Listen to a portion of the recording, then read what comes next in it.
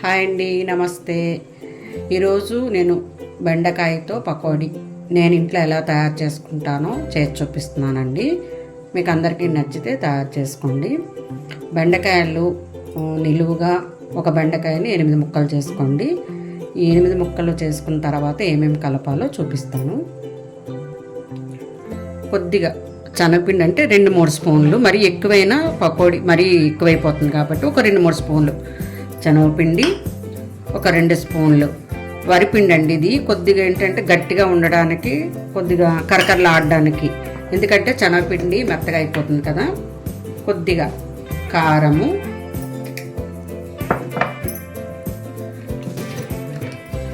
సరిపడా ఉప్పు, నేను అంచనా మీద వేసేస్తున్నానండి అన్నీ.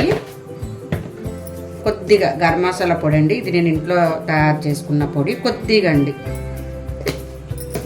ఇది శనగపిండి కదా, కొద్దిగా నేను ఇంగువ మిక్స్ చేసుకుంటున్నాను. ఇదన్నీ మిక్స్ చేసుకొని మనం ఆయిల్లో ఫ్రై చేసుకుందాం.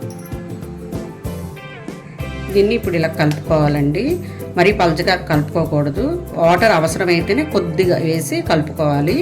ఇది కలుపుకున్నాం కదా, ఇప్పుడు ఆయిల్లో ఫ్రై చేసుకుందాం. ఆయిల్ వేడెక్కాక మనము ఫ్రై చేసుకుందామండి. ఆయిల్ వేడెక్కిందండి, ఇది చిన్న మంట మీదే కొద్దిగా వేయించుకుందామండి. ఎందుకంటే మాడిపోతే బెండకాయ ఆగదు కాబట్టి కొద్దిగా చిన్న మంట మీద వేయించుకుందాం.